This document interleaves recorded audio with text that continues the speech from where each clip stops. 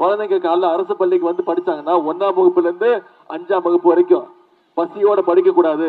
பள்ளிக்கூடத்துக்கு வந்தாங்கன்னா முதல்ல தரமான காலை உணவு, அதன் பிறகு தரமான கல்வியை நம்முடைய அரசு கொடுத்திருக்கு.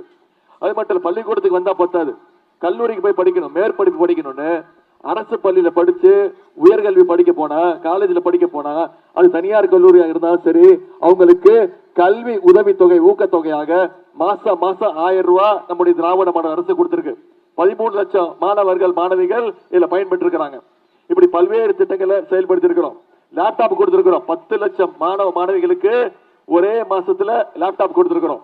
இன்னைக்கு அதிமுக ஒரு பொய் குற்றச்சாட்டு வைக்கிறாங்க, என்ன இந்த லேப்டாப் திட்டம் அதிமுக கொண்டு வந்த திட்டம் அப்படின்னு. ஆமா, அவங்க கொண்டு வந்த திட்டம் தான். அதிமுக ஆட்சியில யாருக்கு லேப்டாப் கொடுத்தாங்க தெரியுமா? பள்ளிக்கூடம் படிக்கிற குழந்தைங்களுக்கு லேப்டாப் கொடுத்தாங்க. ஆனா 2019ஆம் ஆண்டு அதிமுக ஆட்சியிலே அதை நிப்பாட்டிட்டாங்க, அந்த திட்டத்தை கைவிட்டுட்டாங்க. ஆனா நம்முடைய முதலமைச்சர் பார்த்தாரு, இந்த லேப்டாப் திட்டம் பள்ளிக்கூட குழந்தைங்களை விட கல்லூரி படிக்கிற மாணவர்களுக்கு பயனுள்ளதா இருக்கும். ஒரு மேற்படிப்பு படிக்கிறதா இருக்கட்டும், ஒரு வேலைக்கு போறதா இருக்கட்டும், ஒரு ப்ராஜெக்ட் ரிப்பேர் பண்றதா இருக்கட்டும், லேப்டாப் கல்லூரி மாணவர்களுக்கு பயனுள்ளதா இருக்கும்னு இன்னைக்கு 10 லட்சம் மாணவ மாணவிகளுக்கு லேப்டாப்பை நம்முடைய அரசு, நம்முடைய முதலமைச்சர்கள் கொடுத்திருக்கிறாங்க. அதே மாதிரி உங்க அத்தனை பேருக்கு தெரியும், மகளிருக்கு தெரியும், தேர்தல் வாக்குறுதி நம்ம சொன்ன வாக்குறுதி கொடுக்க முடியாதுன்னு சொன்னாங்க. கலைஞர் மகளிர் உரிமை தொகை இன்னைக்கு கடந்த 3 வருஷமா 1,31,00,000 மகளிருக்கு மாசம் 1000 ரூபாய் நம்முடைய தலைவர் கொடுத்திருக்கிறாங்க. அந்த திட்டத்தை எப்படியாவது நிப்பாட்டணும், தேர்தலை காரணம் காட்டி நிப்பாட்டணும்னு அதிமுகவும் பாஜகவும் திட்டம் போட்டாங்க. ஆனா நம்முடைய தலைவர் அந்த சூழ்ச்சியை முறியடிச்சு பிப்ரவரி மாசம், மார்ச் மாசம், ஏப்ரல் மாசம் 3 மாசத்துக்கு சேர்த்து ஒரே பேமெண்ட், அதே மாதிரி கோடை கால சிறப்பு நிதினு 5000 ரூபாய் 1,31,00,000 மகளிருக்கு கொடுத்திருக்கிறோம். தலைவர் காலையில 6 மணி 6:30 மணிக்கு பேங்க்ல அக்கௌண்ட்ல போட்டாங்க. நம்முடைய மகளிர் என்ன பண்ணாங்க, காலைல 9 மணிக்கு போய் எடுத்துட்டாங்க. ஏன்? மோடி மேல, ஒன்றிய அரசு மேல அவள் நம்பிக்கை. மினிமம் பேலன்ஸ் சொல்லி மோடி அந்த பணத்தையும் உருவிட போறாருன்னு நம்முடைய மகளிர் மிக தெளிவா எடுத்தாங்க. இன்னைக்கு நம்முடைய தலைவர் ஒரு வாக்குறுதி கொடுத்திருக்கிறார், அந்த மகளிர் உரிமை தொகை மீண்டும் திராவிட மாடல் 2.2 ஆட்சி அமைச்சோன்னு மகளிர் உரிமை தொகை 1000 ரூபாயில இருந்து 2000 ரூபாய் உயர்த்தி தரப்படும் வாக்குறுதி கொடுத்திருக்கிறோம். முதலமைச்சர் காலை உணவு திட்டம் 5ஆம் வகுப்புல இருந்து 8ஆம் வகுப்பு வரை வழங்கப்படும் உறுதிமொழி கொடுத்திருக்கிறோம். புதுமை பெண் திட்டம், தமிழ் புதல்வன் திட்டம், கல்வி ஊக்கத்தொகை 1000 ரூபாயில இருந்து மாசம் 1500 உயர்த்தப்படும் வாக்குறுதி கொடுத்திருக்கிறோம். அடுத்த 5 ஆண்டுகள்ல 10 லட்சம் கலைஞர் கனவு இல்லம் கட்டப்பட்டு வீடு அற்றவர்களுக்கு, வீடு இல்லாதவங்களுக்கு வீடு வழங்கப்படும் வாக்குறுதி கொடுத்திருக்கிறோம். ஓஏபி முதியோர் உதவி தொகை இப்ப 1200 ரூபாய் கொடுத்துக்கிட்டு இருக்கிறோம், அதை உயர்த்தி 2000 ரூபாய் கொடுப்போம்னு வாக்குறுதி கொடுத்திருக்கிறாரு. அடுத்த 5 ஆண்டுகள்ல 10 லட்சம் கலைஞர் கனவு இல்ல திட்டம். அதே மாதிரி இன்னொரு முக்கியமான திட்டம் உங்க அத்தனை பேருக்கு தெரியும், அதுதான் இல்லத்தரசி திட்டம். ஆட்சி அமைஞ்சோடனே முதலமைச்சர் அவர்கள் எல்லா மகளிருக்கும் 8000 ரூபாய் மதிப்புள்ள ஒரு கூப்பன் கொடுத்துருவோம். அந்த கூப்பன் வச்சுக்கிட்டு இல்லத்தரசிகள் நீங்க முடிவு பண்ணிக்கோங்க, உங்க வீட்டுக்கு என்ன மின்சாதன பொருட்கள் தேவைன்னாலும் நீங்களே செலக்ட் பண்ணி வாங்கிக்கலாம். அது டிவியா இருந்தாலும் சரி, ஃப்ரிட்ஜா இருந்தாலும் சரி, வாஷிங் மிஷினா இருந்தாலும் சரி, கிரைண்டரா இருந்தாலும் சரி, அது உங்க சாய்ஸ், நீங்களே முடிவு பண்ணி வாங்கிக்கலாம். அதுதான் இல்லத்தரசி திட்டம். இந்த திட்டங்கள்லாம் நிறைவேற்றணும்னா வருகின்ற சட்டமன்ற தேர்தலில் மீண்டும் திராவிட மாடல் 2.2 ஆட்சி அமைய போவது உறுதி. மீண்டும் திராவிட முன்னேற்ற கழகம் 200க்கும் அதிகமான தொகுதிகளை வெற்றி பெற்று மிகப்பெரிய வெற்றியை நாம பெற போறோம். கண்டிப்பா ஜெயிப்போம். நம்முடைய தலைவர் திருப்பதற்கு சொல்றாரு, இந்த சட்டமன்ற தேர்தல் டெல்லி அணிக்கும் தமிழ்நாடு அணிக்கும் நடக்கக்கூடிய தேர்தல். இதுல டெல்லி அணியை நாம வீழ்த்தி ஆகணும். ஏன் டெல்லி அணின்னு சொல்றோம்?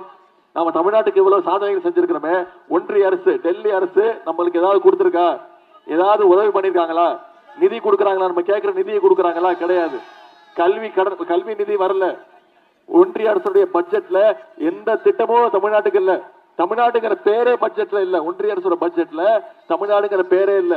அப்படிப்பட்ட பாஜகவை நேரடியா வந்தா தமிழ்நாட்டுக்குள்ள நீங்க நுழைய விட மாட்டோம் அப்படின்னு அதிமுகங்கிற போர்வையை போத்துக்கிட்டு இன்னைக்கு பிஜேபி தமிழ்நாட்டுக்குள்ள வர பாக்குது. தமிழ்நாட்டு மக்கள் அனுபவிப்போமா? நிச்சயம் அனுமதிக்க கூடாது. ஏற்கனவே எடப்பாடி பழனிசாமி அவர்களுக்கு பல தோல்வி கொடுத்திருக்கிறோம், 10 தோல்வி கொடுத்திருக்கிறோம். இந்த தேர்தலோட 10 தோல்வி பழனிசாமிய மொத்த தோல்வி பழனிசாமி ஆக்கி வீட்டுக்கு அனுப்ப வேண்டிய நேரம் இந்த சட்டமன்ற தேர்தல்.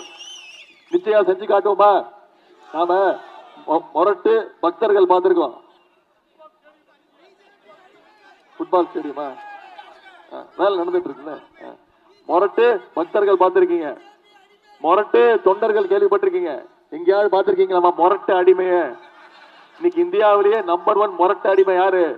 மோடியுடைய அடிமை திரு எடப்பாடி பழனிசாமி அவர்கள் தான்.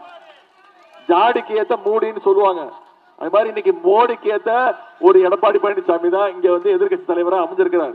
அவங்க 2 பேரையும் மீண்டும் இந்த தேர்தலில் தமிழ்நாட்டில் பாசிச கூட்டத்திற்கு, சங்கி கூட்டத்திற்கு இடம் இல்லைன்னு அனுப்ப வேண்டிய தேர்தல் வர சட்டமன்ற தேர்தல்.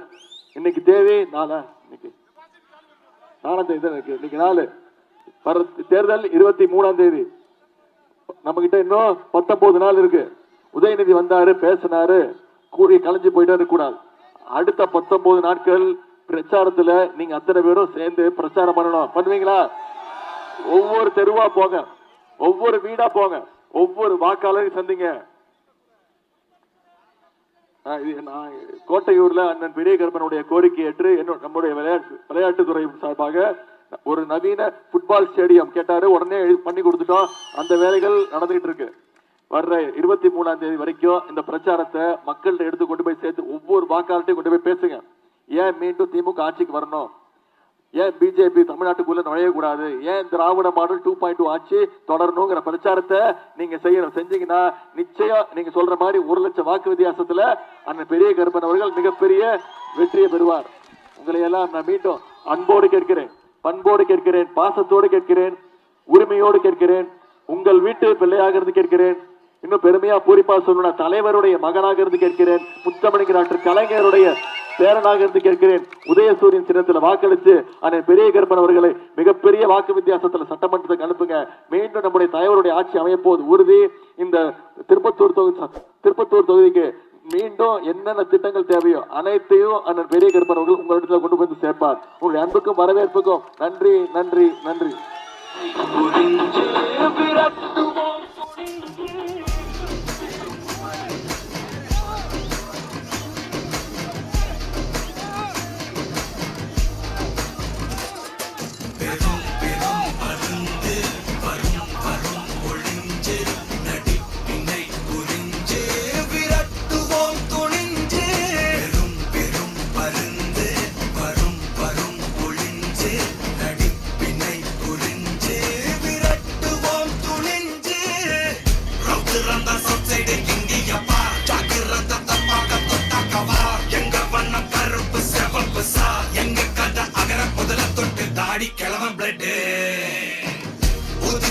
உதய சூரியப்பா ஆட்டம் கூட்ட கொட்டிய புட்டிச்சதால் மரமாட்டம் வெளிச்சம்